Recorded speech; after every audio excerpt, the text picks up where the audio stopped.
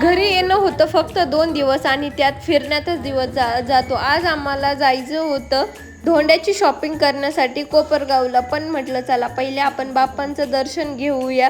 मस्त बाप्पांना मोगऱ्याची फुलं आणली होती, बाप्पांचं दर्शन घेतलं, मस्त अशी आरती केली आणि त्यानंतर आम्हाला निघायचं होतं कोपरगावसाठी. मस्त जेवण वगैरे करूया म्हटलं घरी जाऊन आणि जेवण करूनच निघणार होतो, कारण खूप वेळ होणार होता तिथे, कारण साड्यांची शॉपिंग करायची होती, बाकीचं सुद्धा खूप ज्वेलर्स वगैरे म्हणजे खूप म्हणजे फिरायचं होतं, त्याच्यामुळे आम्हाला टाईम तर लागणारच होता, पूर्ण दिवस जाणार होता. पहिले मस्त जेवण केलं आणि आम्ही निघालो होतो, मी पप्पा मम्मी श्वेता आम्ही निघालो होतो कोपरगावला. मस्त मशी मी गाडी चालवली, खूप दिवसातून गाडी चालवत होते, त्याच्यामुळे पप्पा तर डायरेक्ट असं सीटला पकडूनच बसलेले होते, त्यांना इतकी भीती वाटत होती, डायरेक्ट म्हणजे हेवी ड्रायव्हर सारखंच वाटत होतं. आणि मम्मीचा पण ही ते जरा बाहेर तिचे व्हिडिओ काढत होती, त्याच्यामुळे ती पण जरा हसतच होती. मस्त गेलो साडी बघण्यासाठी. मला तर साड्या खूप छान म्हणजे खूप आवडल्या होत्या, खूप खूप छान अशा. मस्त नवीनच एक शॉप झालं इथं, त्याच्यामुळे व्हरायटी पण छान होती. मग नंतर गेलो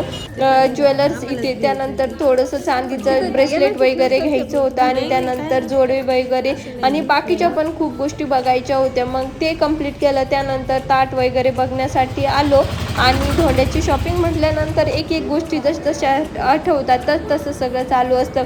पप्पांना पण म्हटलं चला आता आईला साडी घेतली आहे धोंड्यानिमित्त, मग पप्पांना का मागे ठेवायचं, मग त्यांच्यासाठी मी एक ड्रेस घेत होते, पण त्यांनी पण एवढे सगळे बॉक्स बघितले आणि त्यांचं तोंड म्हणजे त्यांचं काहीच आवडत नव्हतं. मग त्यांची शॉपिंग तशीच पेंडिंग ठेवली आणि घरी आलो. चलो बाय.